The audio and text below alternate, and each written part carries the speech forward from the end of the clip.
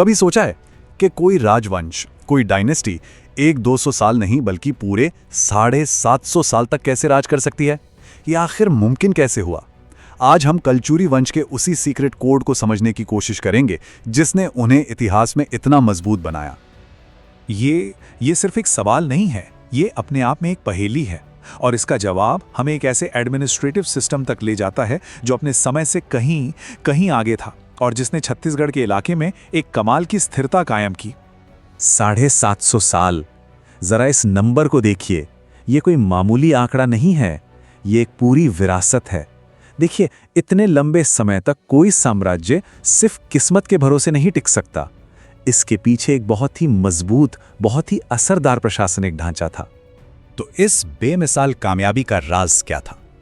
तो ये राज छिपा था शक्ति के एक अनोखे पिरामिड में। एक ऐसा मॉडल जिसके टॉप पर, जिसके शिखर पर राजा था। अब देखिए, एक तरफ तो राजा की सत्ता ही सबसे बड़ी थी, मतलब उसका फैसला पत्थर की लकीर होता था। लेकिन असली जादू, असली जीनियस था पावर को बांटने में, जिसे हम विकेंद्रीकरण कहते हैं। ये एक बहुत ही स्मार्ट सिस्टम था जिसमें ताकत ऊपर से नीचे तक सही तरीके से बटी हुई थी ताकि शासन एकदम स्मूथ चले। तो इस पिरामिड के शिखर पर कौन था? राजा, यानी महाराज। ये पद खानदानी था, मतलब राजा के बाद आमतौर पर जो पटरानी होती थी उनका सबसे बड़ा बेटा ही राजा बनता था। सारी बड़ी बड़ी नियुक्तियां, सारी अहम नीतियां, सब कुछ राजा के ही हाथ में था। वही इस पूरी मशीन का सेंटर पॉइंट था। अच्छा, राजा तो टॉप पर थे, लेकिन उनके नीचे ये इतना बड़ा साम्राज्य चलता कैसे था? बहुत ही ऑर्गेनाइज तरीके से। चलिए अब इस पिरामिड में थोड़ा नीचे उतरते हैं और देखते हैं कि कैसे पूरे इलाके को छोटी छोटी यूनिट्स में बांटा गया था। ये देखिए, ये था कलचुरी एडमिनिस्ट्रेशन का पूरा ब्लूप्रिंट। सबसे पहले साम्राज्य को राष्ट्र यानी आज के डिवीजन में बांटा गया, फिर राष्ट्र को विषय यानी जिलों में, और ऐसे ही ये बंटवारा नीचे गांव तक जाता था। हर लेवल पर जिम्मेदारियां एकदम साफ थी, जिससे इतने बड़े साम्राज्य को चलाना बच्चों का खेल तो नहीं, पर हां, आसान जरूर हो गया था। इस पूरे सिस्टम में एक यूनिट बहुत दिलचस्प थी, गढ़। सोच कर देखिए, 84 गांवों का एक क्लस्टर जिसे 7 बरहों में बांटा गया था। ये सिर्फ एक एडमिनिस्ट्रेटिव यूनिट नहीं थी, बल्कि उस इलाके की इकोनॉमी और सोशल लाइफ का सेंटर भी थी। इससे पता चलता है कि उनका मैनेजमेंट कितना माइक्रो लेवल पर और कितना व्यवस्थित था। अब इतना बड़ा सिस्टम है तो इसे चलाने के लिए काबिल लोग भी तो चाहिए, है ना? तो ये थे वो अधिकारी, वो पिलर्स जो साम्राज्य के असली स्तंभ थे। इन्होंने ही राजा की नीतियों को जमीनी हकीकत में बदला और शासन को मजबूती दी।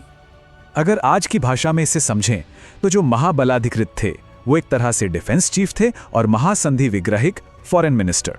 हाँ, ये सिर्फ एक तुलना है, लेकिन इससे उनके काम की अहमियत का अंदाजा तो लग ही जाता है। मतलब हर डिपार्टमेंट के लिए एक डेडिकेटेड हेड था।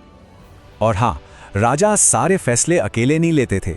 उनकी मदद के लिए 8 मंत्रियों की एक काउंसिल थी जिन्हें अमात्य कहते थे। और ये कोई मामूली सलाहकार नहीं थे, बल्कि अपनी अपनी फील्ड के एक्सपर्ट थे, कोई कला में तो कोई अर्थशास्त्र में। समझिए कि ये आज के स्पेशलिस्ट कैबिनेट जैसा था, जो उस जमाने के हिसाब से एक बहुत आगे की सोच थी। लेकिन कलचुरी साम्राज्य की असली ताकत शायद उनके आलीशान महलों में नहीं, बल्कि उनके गांव और कस्बों में थी।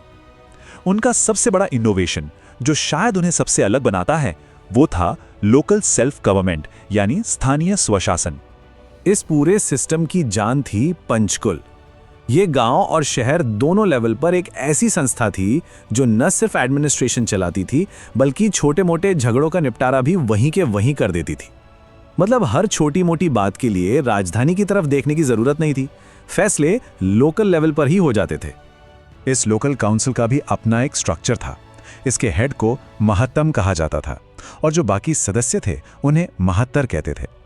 ये सब उस इलाके के जाने माने और इज्जतदार लोग हुआ करते थे।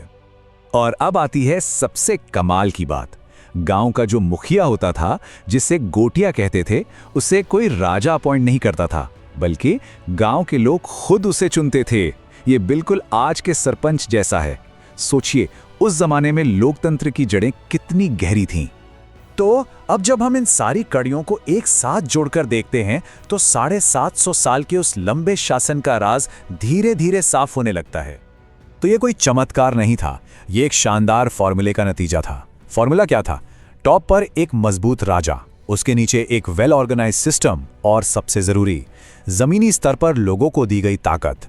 केंद्र की शक्ति और स्थानीय आजादी का यही बैलेंस उनकी लंबी उम्र का सबसे बड़ा सीक्रेट था। और ये सब हमें आज के लिए एक बहुत बड़े सवाल पर लाकर खड़ा कर देता है। क्या पावर के इस पुराने संतुलित मॉडल से आज का मॉडर्न एडमिनिस्ट्रेशन कोई सबक सीख सकता है? एक ऐसा सिस्टम जहां पावर ऊपर से नीचे तक बटी हो और हर लेवल पर लोगों की भागीदारी हो। ये सोचने वाली बात है ना?